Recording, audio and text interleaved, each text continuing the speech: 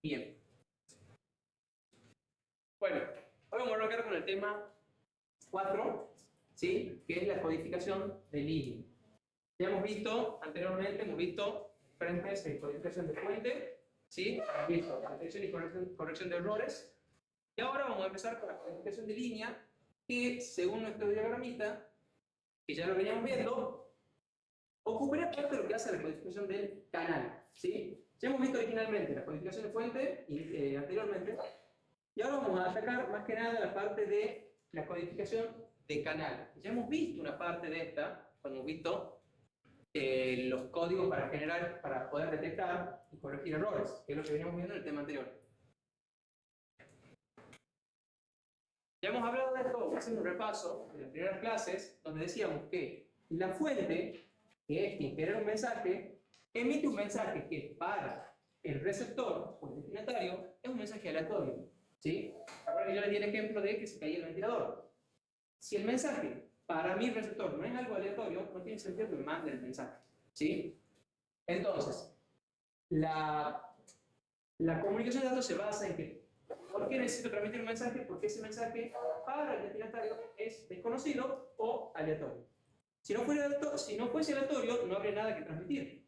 ¿Sí? O puedo transmitirlo, pero sería algo redundante. El destinatario va a consumir ese mensaje que yo emito en el formato original, que es lo que hablamos de codificación de fuente. Si yo hablo español, el receptor lo recibirá en español. Si yo hablo en inglés, el receptor lo recibirá en inglés.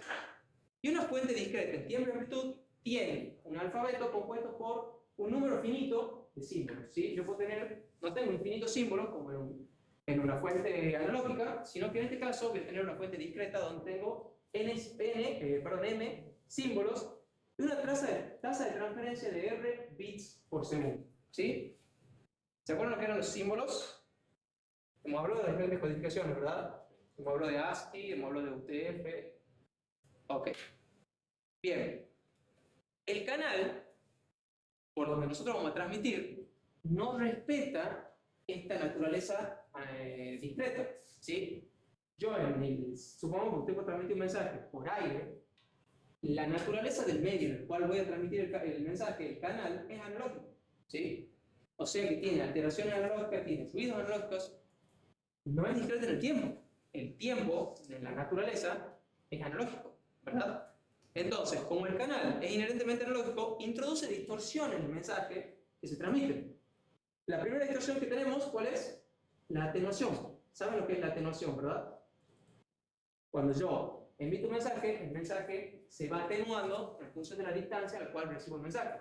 Si yo estoy hablando acá, seguramente ustedes me escuchan más fuerte que los que están al fondo, porque las ondas mecánicas de la voz mía se van atenuando conforme avanza la distancia. El ruido. En el mismo medio, o en el mismo canal que nosotros vamos a transmitir, tenemos diferentes fuentes de ruido, como por ejemplo, si yo estoy hablando acá, las conversaciones que pueden estar teniendo ustedes son fuentes de ruido. Los autos que pasan por la avenida son fuentes de ruido, ¿sí? Que impiden que el mensaje llegue de la manera óptima. Y después tenemos la respuesta en frecuencia. En función del espectro que utilice, o del ancho de banda que utilice mi mensaje, yo voy a tener diferentes respuestas en frecuencia en función del medio, ¿sí? Por ejemplo, la atenuación que puede tener un mensaje al transmitirse mediante una onda electromagnética depende de la frecuencia. Cuanto mayor sea la frecuencia, más rápido se atenúa ese mensaje, ¿sí? Entonces, la respuesta en frecuencia también es una de las distorsiones que introduce el canal. El flujo de bits que mi receptor me está recibiendo no va a ser el mismo que genera el transmisor. ¿Por qué? O sea, si yo emito 10 bits, el receptor va a recibir 10 bits, no necesariamente. Justamente por todas estas alteraciones que podemos ir teniendo. ¿Se pasó? Sí. El objetivo que tiene entre el transmisor y el receptor es extraer la información de la fuente y revertir todos esos errores, o esas distorsiones que me introduce el canal.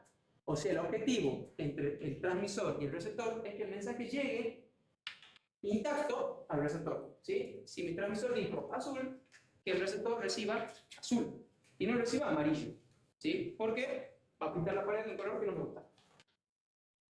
El proceso que realizan tanto el transmisor como el receptor se llama decodificación, codificación, perdón, y se puede dividir en dos etapas que son las que vemos en la gráfica, de lo que hemos visto en la gráfica anterior. La codificación de fuente, ¿sí?, que era la elección de la cantidad de símbolos que nosotros vamos a utilizar para mandar un mensaje, y la codificación del canal, que es la que incluye a la codificación de línea y a la corrección y detección de errores. Se podemos demostrar que estos dos tipos de codificaciones son independientes. O sea, yo puedo tomar cualquier codificación de fuente y cualquier codificación de canal y combinarlas. No es que tal codificación de fuente solo funciona con tal codificación de canal. Obviamente va a haber algunas que sean más eficientes entre sí, algunas combinaciones, pero cumplen con el teorema de Source Channel Separation. Si quieren googlearlo, lo pueden googlear. Básicamente lo que establece es eso.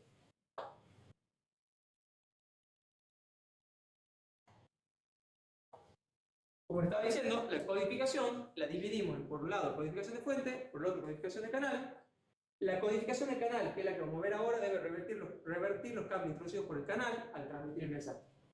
Mientras que agrega información redundante, que es lo que le va a permitir detectar y o corregir errores. Esto es lo que hemos visto en el tema anterior, ¿sí? Lo que vimos en corrección y detección de errores. Entonces, la codificación de canal, por un lado, agrega la información redundante para poder corregir y detectar errores, y por el otro lado,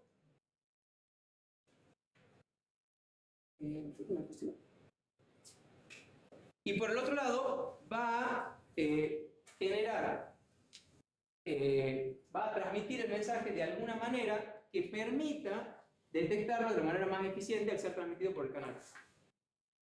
Vamos a ver cómo modelamos el canal. Desde el punto de vista de la teoría de la información, nosotros tenemos que el canal funciona con determinadas entradas X y con determinadas salidas Y.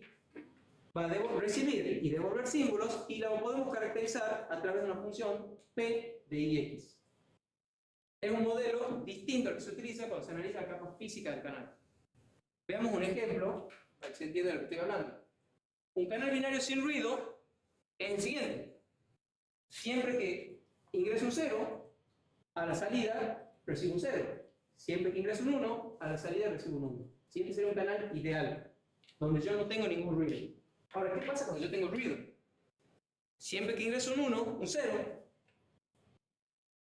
este P sería la probabilidad de que el bit cambie, ¿sí? Que ya lo hemos visto en detección y corrección de errores. Entonces, hay una probabilidad P de que el 0 se convierta en 1 y una probabilidad 1 menos P de que el 0 se mantenga como un 0. Lo mismo pasa con los unos. Los unos tienen la probabilidad P de ser cambiados por un 0 y una probabilidad 1 menos P de mantenerse como un 1. ¿Qué pasa si nosotros agregamos el sistema de detección de errores que hemos visto en la clase pasada? Si nosotros agregamos una detección de error, tengo 1 menos la probabilidad de recibir un 0, cuando envío un 0, 1 menos la probabilidad de recibir un 0, y la probabilidad de que el 0 sea detectado como un error. Esto que hay ahí bien chiquito, una I, ¿sí? Ahora, si el 1 fue cambiado, también se detecta como un error. Esto es lo que ocurre cuando nosotros agregamos la corrección y detección de errores, ¿sí? O por lo menos la detección de errores. Ya los 1 no pueden ser interpretados como ceros, sino que efectivamente se interpretan como un error, ¿sí? Si es que fueron cambiados. Si no fueron cambiados, por supuesto se interpretan como 1, ¿sí? Y después tenemos modelos mucho más complejos, como un canal genérico que no tenga memoria, donde tengo varios posibles símbolos de entrada y varios posibles símbolos de salida, ¿sí? Nosotros nos vamos a centrar más que nada en los primeros 3. Viendo los primeros 2, donde no tengo todavía detección y corrección de errores, yo tengo que en un canal sin ruido, lo que transmito y lo que recibo es inequívoco. Yo sé que esto es un nivel alto, yo sé que esto es un nivel bajo. O sea, promediando durante el tiempo de bit, se ve claramente que el 1 sigue siendo un 1 y el 0 sigue siendo un 0. Ahora, en este caso, pueden ver que ya no es tan fácil discernir que esto es un nivel alto y esto es un nivel bajo. Esto ya sería lo que ocurre en un canal que posee ruido, ¿sí? Cuando yo transmito un tren de bits a través de un canal que posee ruido. Bien.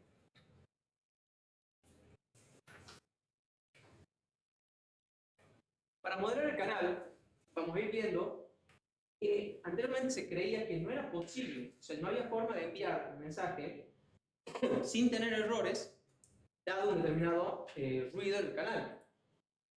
la única forma era mejorar la velocidad del ruido. Entonces, ¿qué hacíamos? Transmitíamos cada vez con más potencia. Y poníamos más potencia para transmitir, para aumentar la velocidad del ruido y poder enviar mensajes sin tener errores.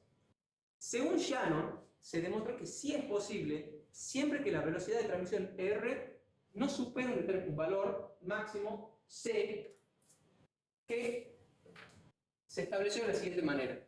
Es la capacidad del canal, ¿sí? Damos un ejemplo. Yo tengo que transmitir los siguientes datos, ¿sí?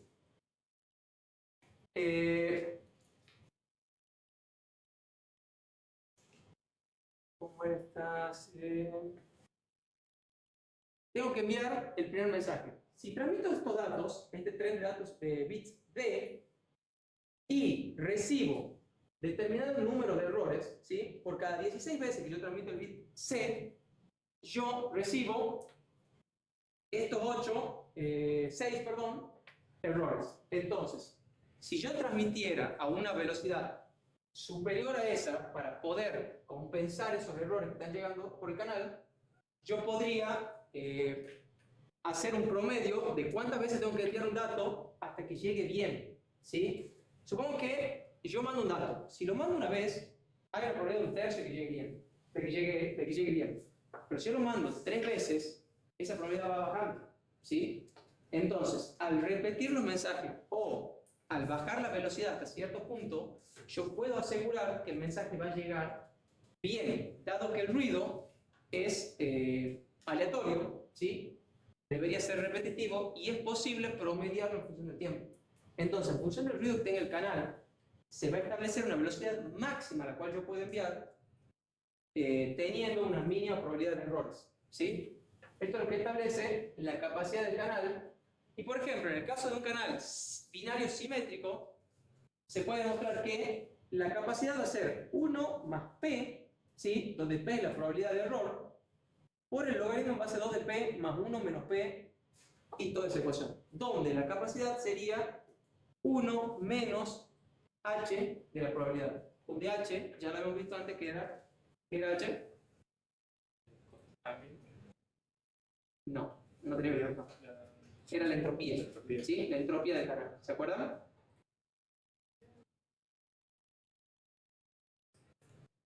¿Sí? Bien.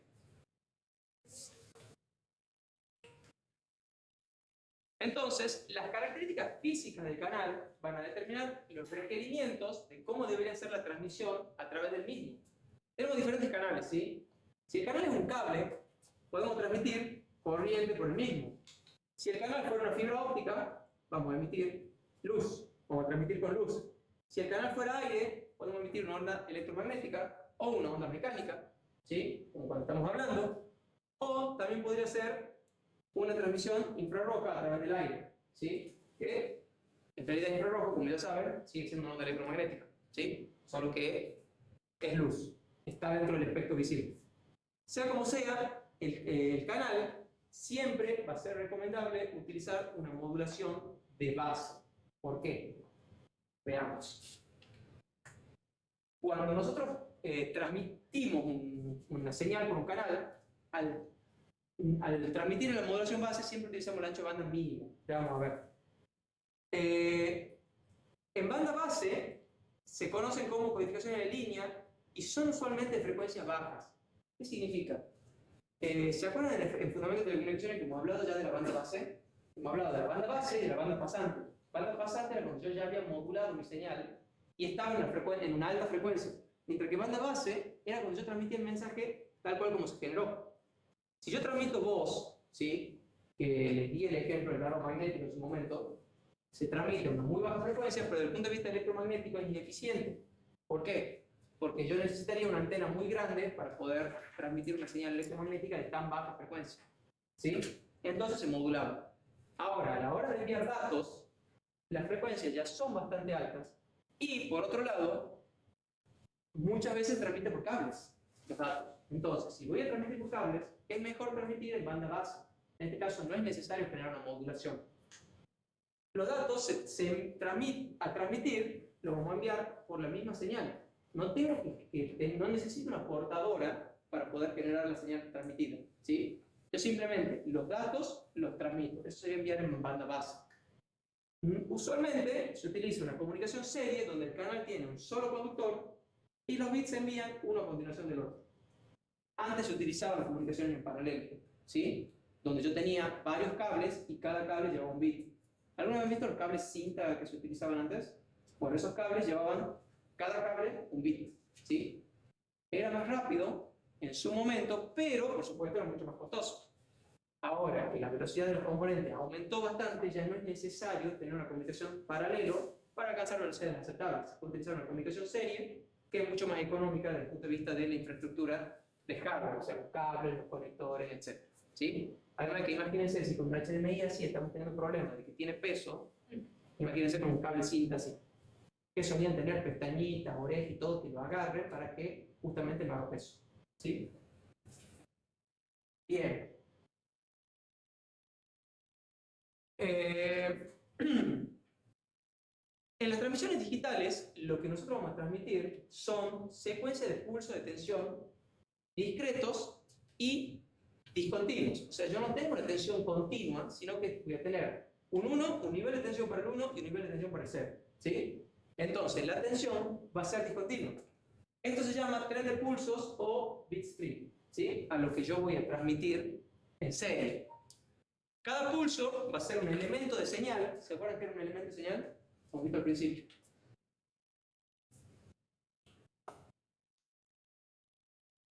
¿Qué era el elemento de señal? Si yo estaba en una modulación ASK, por ejemplo, ¿se acuerdan que era ASK? ¿Se acuerdan que era modulación? Yo podía tener una amplitud para el 1 y una amplitud para el 0. O podía tener una amplitud para el 0, 0, otra para el 0, 1, otra para el 1, 0 y otra para el 1, 1. Cada elemento de señal es cada amplitud distinta que yo podría tener en este ejemplo en ASK. Si fuera en ASK yo puedo tener 4 frecuencias distintas. ¿Sí? Eso me daba modulaciones con constelaciones que me permitían transmitir por cada cambio de la señal n bits. ¿Sí? Y me permitía una mayor velocidad de transmisión manteniendo el ancho de banda que ocupaba la señal. ¿Se acuerdan? Claro, los audios eran la cantidad de cambio de señal por segundo, mientras que los BPS son los bits por segundo. Si vos con cada cambio de señal transmitías 8 bits, entonces el D, que eran los audios, sería 8 veces menor que el R.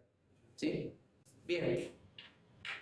En este caso que estamos transmitiendo en banda base, donde cada elemento de señal transmite un bit, ¿por qué? Porque tengo 1 para el 1 y 0 para el 0. O 5 voltios para el 1 y 0 voltios para el 0. Estoy transmitiendo en banda base. Entonces no puedo tener más que 2 símbolos. En este caso, la velocidad de modulación coincide con la velocidad de transmisión. La velocidad de modulación es la que dicen acá que se expresa en baudios, ¿sí?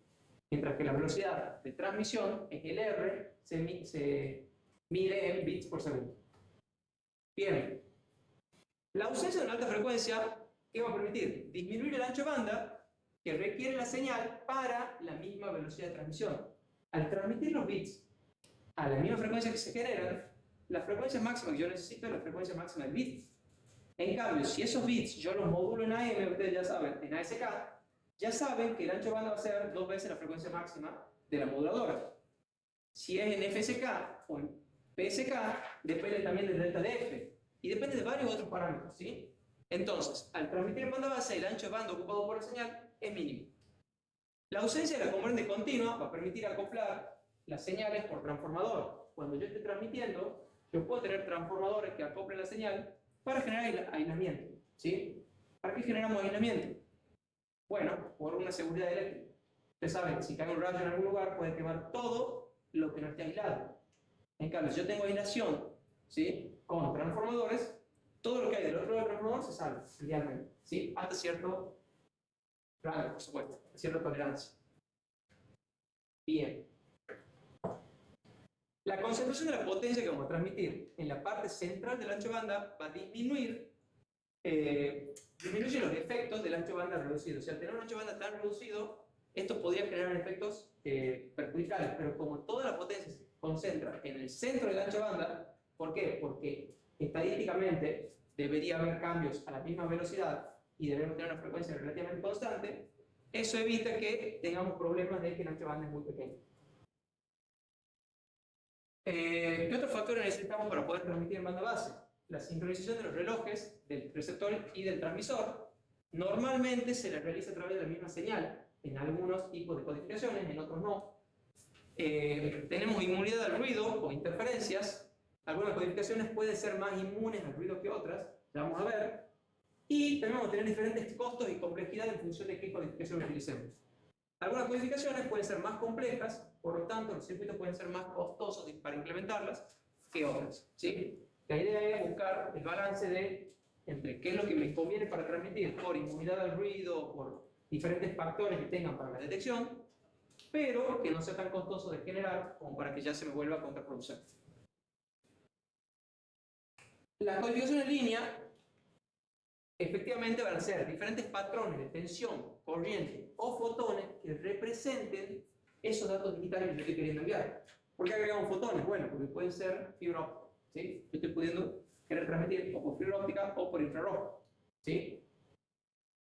¿Tienen algún ejemplo de comunicación infrarroja? ¿Se te ocurre? Bien, gracias. Cuando hablamos de infrarrojo, nos vean con cara, como diciendo, ¿dónde transmiten infrarrojo? Bueno, cada vez que prenden el televisor, no sale infrarrojo. Cada vez que yo prendo el aire o prendo el proyector, estoy usando el infrarrojo. ¿Sí? Dato curioso, ¿saben cómo agarro el infrarrojo ese? Bien, gracias. Pero a veces están despiertos, los veía muy calladitos. O voy muy rápido, o están cansados. Es lunes, todos estamos cansados. Es lunes y último día de la semana, o sea, mañana es feriado. El viernes. El viernes. Acortándose. Ok. Sí, ya sabes. Bueno. Entre los criterios de diferenciación que tenemos para cada una de las codificaciones, tenemos minimizar el hardware de transmisión y recepción, facilitar la sincronización de los relojes, facilitar la detección y corrección de errores, o eliminar la componente de continuo. O sea, estos son los criterios que me van a permitir elegir cuál de los diferentes tipos de codificaciones me conviene usar. Algunos tipos me van a permitir minimizar el hardware, ¿sí? Otros tipos quizás me permitan eliminar la componente continua. ¿Para qué? Para poder hacer el acoplamiento con transformadores. Otros tipos quizás me permitan facilitar la detección y corrección de errores. Será cuestión de ver, en función de estos criterios, cuál de las codificaciones que vamos a ver me conviene a mí utilizar en particular, ¿sí? ¿Qué codificaciones vamos a ver? NRZL, que es la que se utiliza en el RS-232, ¿sí? ¿Sabe cuál es el RS-232, verdad? ¿Conoce la norma del RS-232? Norma eléctrica del lugar. Es la norma eléctrica que utiliza la UAR, donde 5 a 15 voltios es un 0, de menos 5 a menos 15 voltios es un 1. ¿Sí? Sí, la menor tensión representa un 1 y la mayor tensión representa un 0. Hace muchísimo ruido eso, pero bueno, así funciona el RS-232. ¿Sí? Normalmente, ¿cómo hacemos un RS-232? A una UAR le ponemos un degradito que directamente adapta al nivel de tensión y ya está. Es bastante simple. ¿Qué ventaja tiene? Nos da inmunidad al ruido porque tiene mayor tensión. Ten en cuenta que el nivel de tele va de 0 a 5 voltios. Un nivel de RS-232 puede ser de más 15 a menos 15. Hay 30 voltios de amplitud de un 1 a un 0. Entonces eso nos permite que el ruido se haga más pequeño comparativamente, ¿sí? Se nos permite aumentar la relación señal-ruido. Vamos a ver también NRZ. ¿Qué significa NRZ? No return to zero, o sea que la señal no retorna al cero. Vamos a ver NRZI, que lo utiliza de USB 1 y 2.0, y en Ethernet hasta 100 bases TX, ¿sí? ¿Qué sería el fast Ethernet? Que llegaba a una velocidad de 100 megabits por segundo, ¿sí? Después vamos a ver otros tipos de codificaciones como RZ, que sí tiene el retorno a cero, AMI o AMI se debe llamar, se debe pronunciar. Manchester, que es el que utilizamos en las tarjetas de RFID, Manchester diferencial, y después vamos a ver por último 8B10B, que lo utiliza de USB 3.0, y 128B, 130B, que es la usada de USB 3.1. ¿Sí? Empezamos con NRZL, veamos la primera, la más básica, y de ahí hacemos un descansito para que recarguen energía. NRZL sería la codificación más básica. O sea, no tengo ningún retorno a cero, es conocida como una codificación unipolar. ¿Por qué? Porque yo tengo un solo valor para el 1 y un solo valor para el 0, no tengo cambios durante los cambios de bits. Tengo dos niveles de tensión, uno para cada uno de los símbolos. Generalmente se utiliza 0 voltios para el 0 y más B para el 1.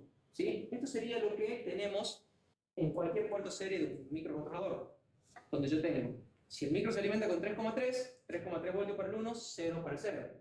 Si el micro se alimenta con 5 voltios, voy a tener 5 voltios para el 1, 0 para el 0. ¿Sí? Entonces tenemos, para el 0 lógico lo representamos con 0 voltios, y el 1 lógico lo representamos como más B, o sea, la tensión. ¿Sí? Les repito, puede ser 3,3, puede ser 5 voltios, dependerá de la aplicación.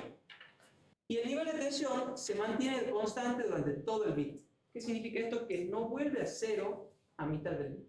Eso es bastante lógico.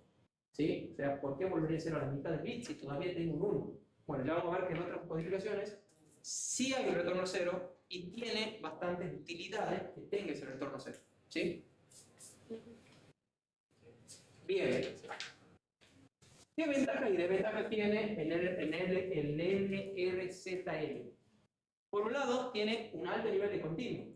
¿Sí? Si yo tengo una tensión para el 1 y 0 voltios para el 0, la continua resultante de una trama larga de bits sería idealmente B sobre 2. ¿Sí? Para una secuencia con igual cantidad de 1 y 0, la componente continua tiene una amplitud de B sobre 2. Es lo que le acabo de decir. Si yo tengo una trama con igual número de 1 y 0, debería ser B sobre 2. Esto se cumple para tramas relativamente largas. ¿Sí? Estadísticamente o probabilísticamente yo debería tener la misma cantidad de 1 que de 0 en una trama lo suficientemente larga. ¿Sí? Si yo tengo una trama de 4 bits, bueno, puede darse que los 4 sean 0 y los 4 sean 1. Ahora, si tengo una trama de 7 millones de bits, y ya lo más probable es que tenga la misma cantidad de 1 que de 0.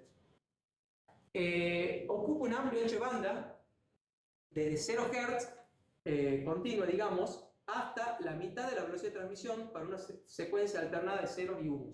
¿Sí? La frecuencia en la cual transmite no es constante. Si yo tengo varios ceros o varios unos seguidos, yo puedo tener un nivel de continuo. ¿Sí? Entonces, es necesario transmitir desde la continua hasta la tasa de bits dividida en 2. ¿Por qué la tasa de bits dividida en 2?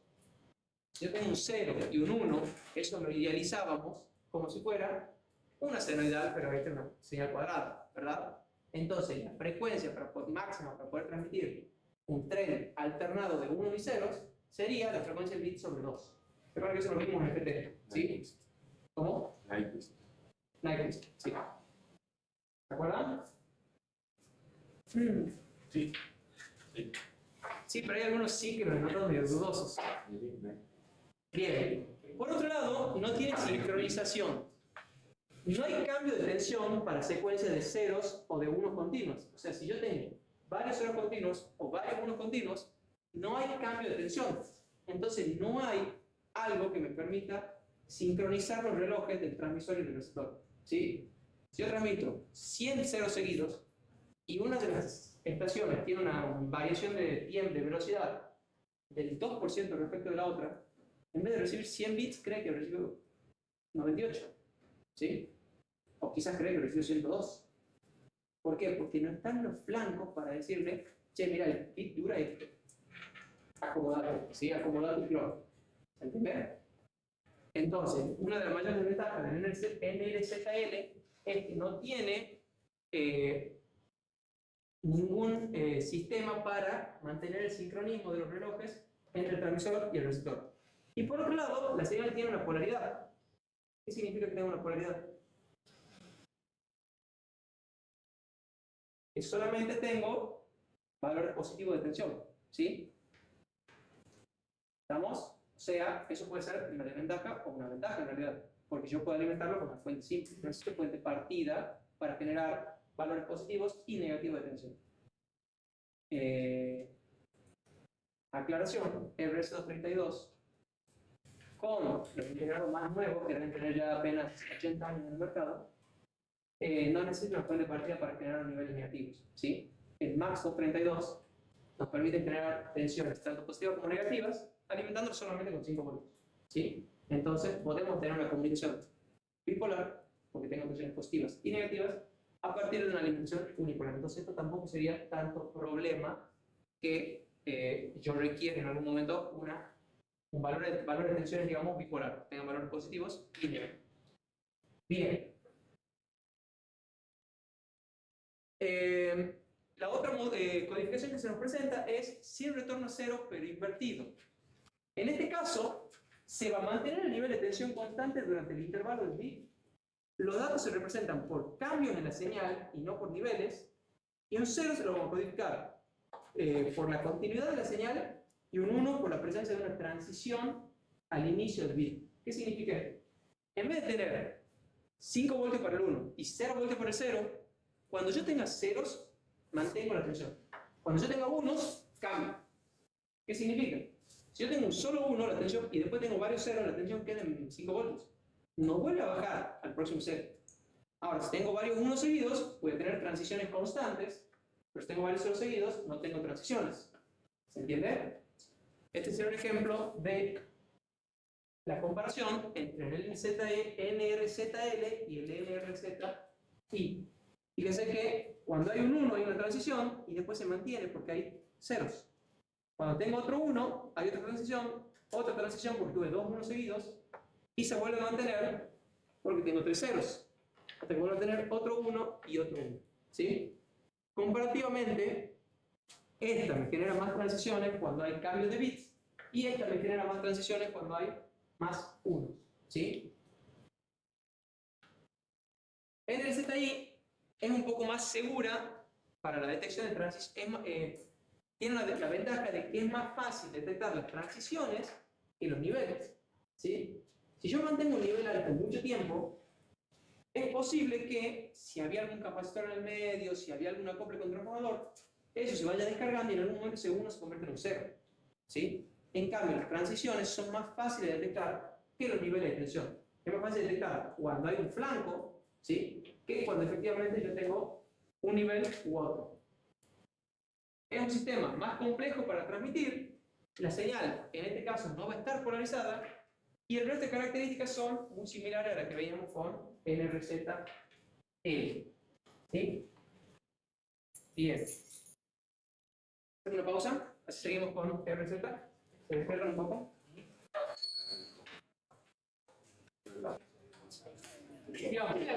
Estábamos viendo entre diferentes tipos de codificaciones. Habíamos estado hablando del NRZ, cuesta decir el NRZ. La codificación NRZL y NRZI, ¿sí? Donde la primera tiene un valor de tensión para cada símbolo, mientras que la segunda tiene para el 0 continuidad en el nivel de tensión y para el 1 va alternando los valores de tensión entre B y 0 voltios. Decíamos que las ventajas y desventajas eran que para el NRZI teníamos una detección más segura, era más fácil detectar las transiciones de niveles que los niveles en sí. Es un sistema más complejo de transmitir y la señal no está polarizada, mientras que para el resto de características son prácticamente las mismas que para NRZL. ¿Sí? Entonces vamos a ver ahora la codificación RZ. En esta, el 0 se representa por una tensión de 0 voltios, directamente sigue siendo 0 voltios igual que en el caso anterior, pero el 1 lo representamos como una tensión de más B durante la primera mitad del bit y 0 voltios durante la segunda mitad. ¿Sí? ¿Cómo sería desde el punto de vista gráfico? Tenemos que los ceros son una continuidad de 0 voltios, mientras que los 1 tienen un valor alto durante la mitad del bit y un valor bajo durante la segunda mitad del bit. ¿Sí? ¿Para qué hacemos esto? ¿Para qué hacemos esto? De tener... ¿Diferenciar? ¿Diferenciar qué? ¿Cuánto uno tiene, por ejemplo?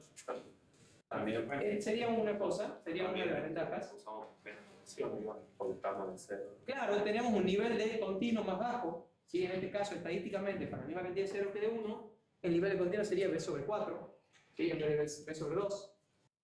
Pero más allá de eso, ¿cómo son estos pulsos? Siempre son iguales. En cualquiera de los otros casos, para un 1 yo tenía el pulso, o para el NRZL, yo tenía dos 1 seguidos, yo tenía un pulso de 1 más grande. ¿Sí? Para el I también. Si yo tenía un 1 y después tenía un 0, tenía un 1 que duraba 2 bits.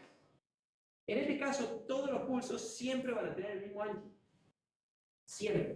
¿Sí? Por más que tenga 20 unos seguidos, puede tener pulsitos siempre del mismo ancho, de la misma duración. ¿Qué nos permite eso? Nos facilita sincronizar el reloj del transmisor con el receptor. ¿Sí? Yo puedo medir el tiempo de este pulso, yo sé que ese pulso dura medio bit. ¿Sí? Entonces puedo ir corrigiendo los corrimientos del clock que tenga el receptor respecto al transmisor. ¿Se entiende? Bien. Ventajas y desventajas. Como decían acá, el valor de la componente continua es menor, ahora es B sobre 4 en vez de B sobre 2. Se garantizan las transiciones cuando hay muchos unos consecutivos. En los otros casos, o por lo menos en el NRZ-L, yo tenía varios unos, tenía un nivel de tensión alto constante. En NRZ-I, no. Pero si yo tenía varios ceros, sí tenía un nivel de tensión constante de nuevo, que podía ser un nivel bajo o un nivel alto. ¿Sí? Pero podía tener un nivel alto continuo. Los ceros consecutivos siguen siendo un problema, porque yo tengo de repente muchos ceros, sigo sin tener transiciones, pero requiero el doble de ancho de banda para la misma velocidad de transmisión. ¿Por qué? Porque cuando transmito muchos unos voy a tener la misma frecuencia. Exacto. Para transmitir varios unos yo voy a tener muchos pulsos, ¿sí? De un ancho más fino. Fíjense que respecto del L, ya no sé cómo decirle para que no me cueste decir NRZL, respecto del L, los pulsitos estos son de la mitad de la duración. Entonces, de esperar que la frecuencia a transmitir sea más alta. ¿Sí? Bien. Esta diapositiva debería haber estado comentada. Voy a haberla comentado, pero sigamos. Bien. En codificaciones de línea, NRZL o NRS, es posible que tengamos una secuencia de bits consecutivos que no impliquen transiciones. ¿Sí? En cualquiera de estas yo puedo tener una secuencia de bits consecutivos que me generen el problema de que no haya transiciones. ¿Cómo lo resolvemos? Bueno, para todo este tipo de codificaciones utilizamos lo que se llama bit stuffing. ¿Sí? Entonces, si tenemos varios ceros seguidos, insertamos un 1 para evitar que los clocks se desincronicen, por ejemplo. ¿Sí? En RZ, este problema solamente se da con los ceros. Pero en NRZL se da tanto con los ceros como con los unos, ¿verdad? Entonces, lo que hacemos es, por cada determinado número de ceros seguidos, insertamos un 1. ¿Sí? Si yo recibo 5 ceros seguidos, mando un 1. ¿Sí? De esa forma, si el receptor recibe 5 ceros seguidos, sabe que después tiene que recibir un 1. Si de repente recibe otro 0, seguramente hubo un error en la comunicación. ¿Sí? Si recibe un 1, lo descarta. Y ustedes me dirán, bueno, pero ¿qué pasa si yo tengo 5 ceros y después tengo un 1 efectivamente? No importa, lo mismo manda un 1. ¿Por qué? Porque yo sé que el receptor, cuando reciba, no va a saber si el 1 ese que está ahí era parte del mensaje o era un 1 que se insertó por bit stuffing. Entonces la regla es clara. Cada 5 ceros seguidos se inserta un 1. Siempre. Si no, podemos hacerlo cada 6 directamente. Pero no es que, dependiendo de lo que siga después, inserto no el bit. No. Si hay 5 ceros, se inserta un 1. ¿Se entiende? Y el receptor, si detecta 5 ceros seguidos, elimina el 1 que tiene que venir a continuación. ¿Sí? Bien. Sí, estoy desencriptando mi disco. Veamos. ¿Qué implicaciones tiene el bit stuffing? Va a consumir poca capacidad del canal, ¿sí? Porque no es una medida que afecte mucho el mensaje y es estadísticamente poco probable que haya varios ceros consecutivos, entonces no es muy frecuente la inserción de unos, pero hace que la tasa de transmisión sea variable dependiendo de los datos. ¿Qué significa esto? Si los datos que yo tengo no tienen cadenas de ceros seguidos, nunca voy a insertar bits. Ahora, si los datos que tengo que transmitir tienen muchos ceros seguidos que se repiten constantemente, voy a insertar varios bits. Entonces no puedo definir una tasa de transmisión constante. No puedo decir transmito a 1024 bits por segundo. No, porque va a depender de si hay muchos ceros consecutivos donde yo voy a tener que agregar unos. O sea, el largo total del mensaje puede variar en función de cuál sea el mensaje. ¿Se entiende lo que estoy hablando? ¿Sí? Bien. Entonces no podemos asegurar, digamos, la velocidad de transmisión. Vayamos a ver otro tipo de comunicación, de codificación, que es la AMI, o AMI, no sé cómo pronunciar, que también se conoce como bipolar. Es una variable un poco rara de la que vimos recién, que era RZ. El 0 lo representamos por un 1, y el 1 lo vamos a representar por un pulso positivo o negativo. ¿Sí? Los pulsos que representan los unos tienen que alternarse y maneja dos niveles de tensión diferentes. ¿Sí? ¿Cómo sería la codificación AMI? Sería esta forma. ¿Sí? Entonces, cuando yo tengo un 0, tengo 0 voltios. Y cuando tengo un 1, tengo medio bit de tensión B y medio bit de 0. En el próximo 1, esto se invierte y yo voy a tener medio bit de tensión medio B, medio bit de tensión 0, medio bit de tensión más B, medio bit de tensión 0. ¿Qué ventaja tendrá esto respecto de RZ? ¿Cómo sabe cuántos unos tengo? ¿Cómo? ¿Cómo sabe cuántos unos tengo? No sé si específicamente eso, pero sí, y es algo que yo no había pensado, me permite de alguna manera detectar errores. Si yo detecto que hay dos unos positivos, quiere decir que faltó un 1 en el medio. ¿Sí? O sea, me da un poco de capacidad de detección de errores. Pero más allá de eso, ¿qué ventaja primordial tiene este? ¿Qué tensión continua tengo? Cero. ¿Sí? Estadísticamente, si yo tengo un número par de unos, ¿sí? O si tengo un número muy grande de unos, la tensión continua va a ser despreciable sin par. Entonces, a la larga, que yo transmita varios bits, la tensión continua va a ser cero. ¿Sí? Entonces, en este caso ya me permite acoplar con transformadores la señal. ¿Sí? Porque la tensión continua me da cero. Ventajas y desventajas de AMI. La señal resultante no tiene componente continua, la primera. Los pulsos positivos y negativos tienden a promediar cero, lo cual permite que sea usado en distancias más grandes. ¿Sí? Al no tener una componente continua, yo puedo utilizar, puedo transmitirlo a mayor distancia sin tener grandes atenuaciones o pérdidas.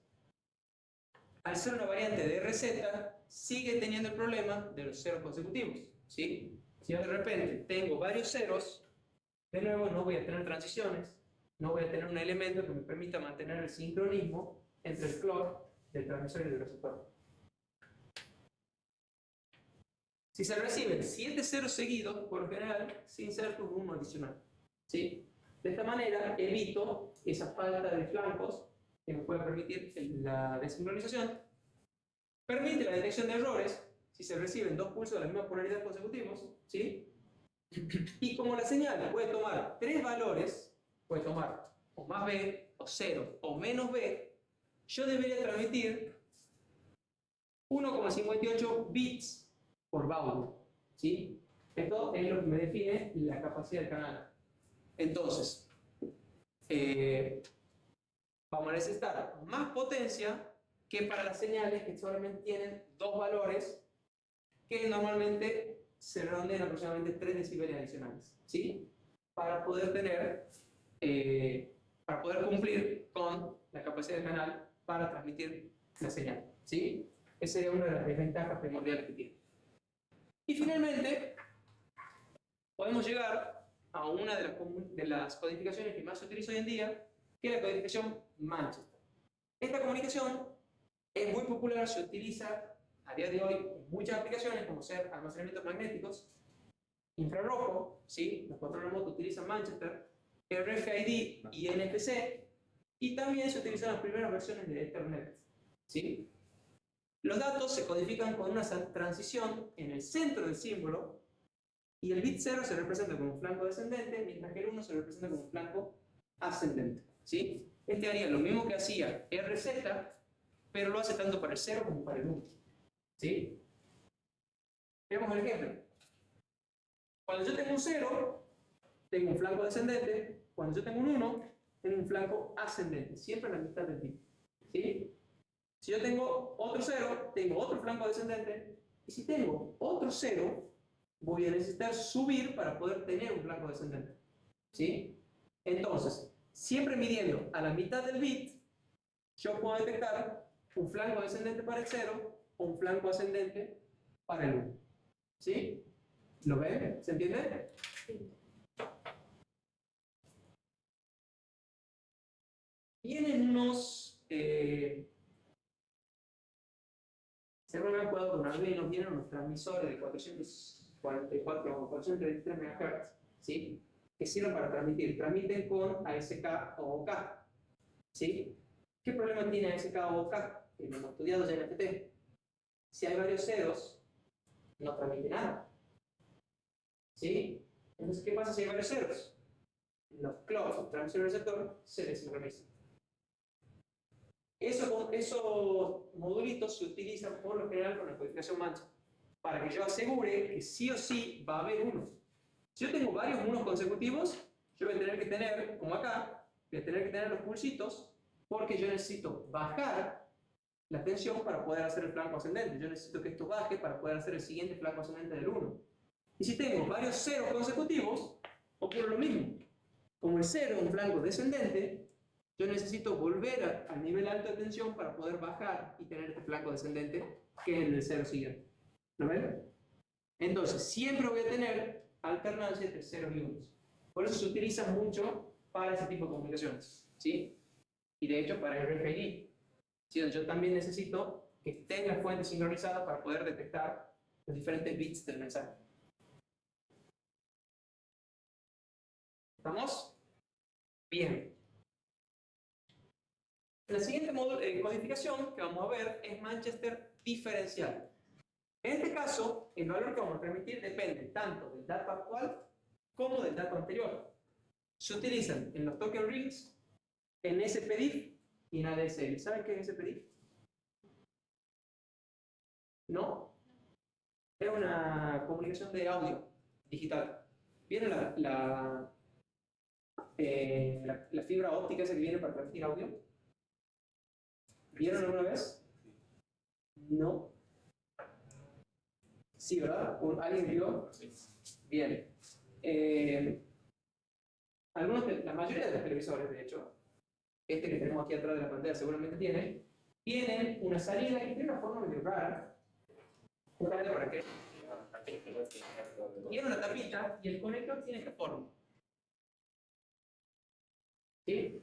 Tiene una formita así como una especie de trapecio. Un trapecio truncado, como un cuadrado. Pero tiene esta formita y tiene en el centro una lucecita. Si ustedes la aprietan, tiene una tapita blandita. Si ustedes la aprietan con algo, van a ver que hay una luz roja saliendo. Del emisor, obviamente no del receptor.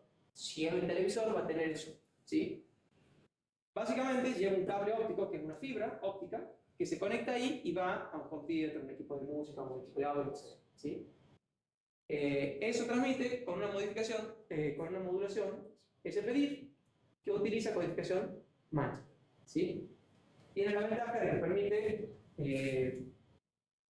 una transmisión de audio muy fiel, con muy buena fidelidad, y a una velocidad relativamente alta, lo cual nos permite transmitir hasta 5.1 canales en tiempo real. ¿Sí? Se nos permite transmitir en Dolby o con diferentes normas directamente en tiempo real. ¿Cuáles son las ventajas que tiene el Manchester diferencial? Siempre vamos a tener una transición en el centro del bit para realizar la sincronización. El símbolo 0 se va a representar por un flanco al inicio del bit y el símbolo 1 se va a representar por la ausencia de transición al inicio del bit. ¿Sí? De nuevo, la forma más fácil de entenderlo es con el grafiquito. Bien. Veamos, ¿cómo sería el Manchester diferencial? Vamos con las reglas. El símbolo 0 tiene un flanco al inicio del bit, mientras que el 1 no tiene flanco al inicio del bit. Entonces, como este es un 0, tiene un flanco al inicio del bit.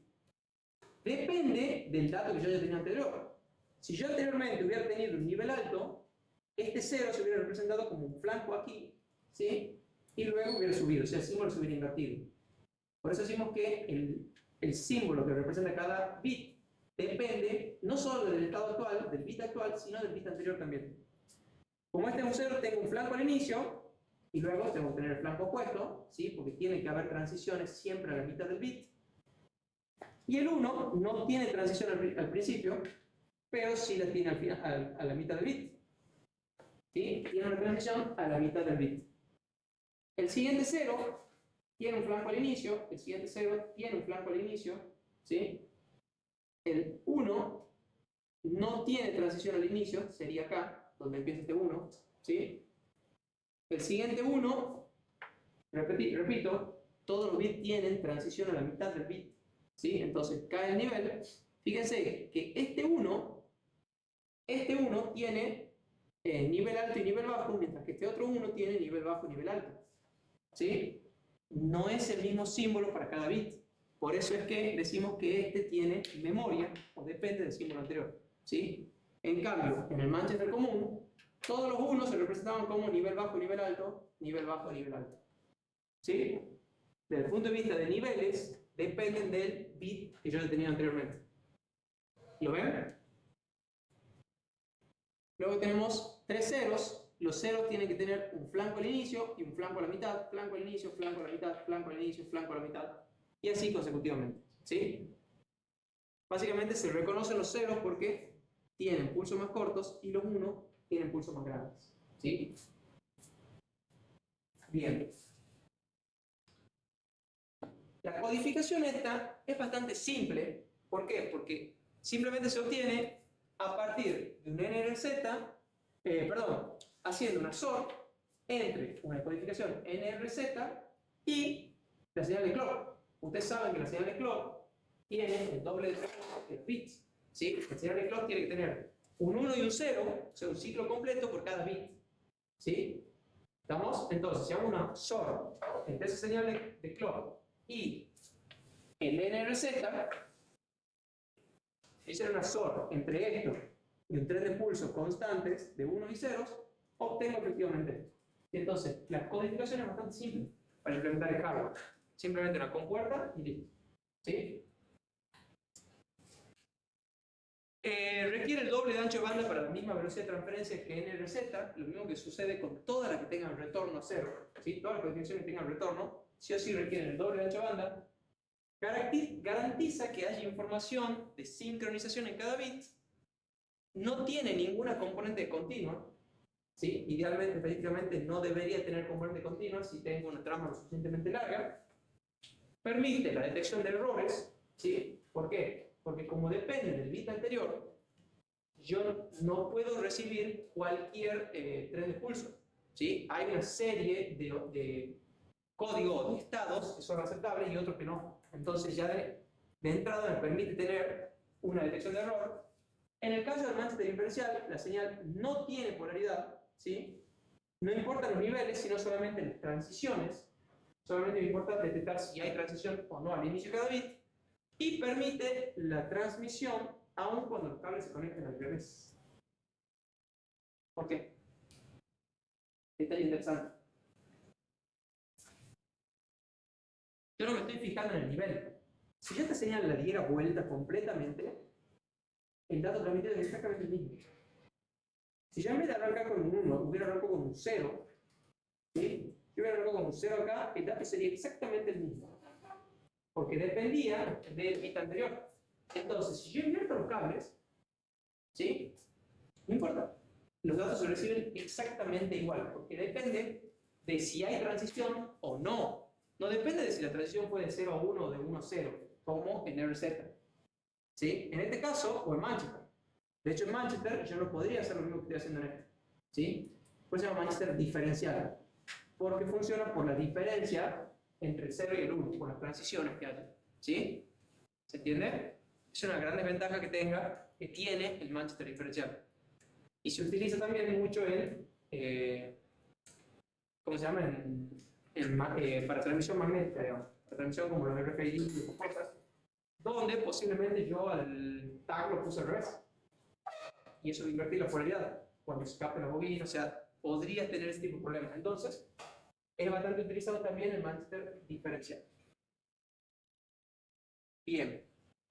Y me quedan solamente dos que me gustaría que las dejemos para arrancar la clase que viene, que son 8B, 10B, 128, 130. Yo diría que lleguemos acá. ¿Sí? y lo dejo retirar con el archivo.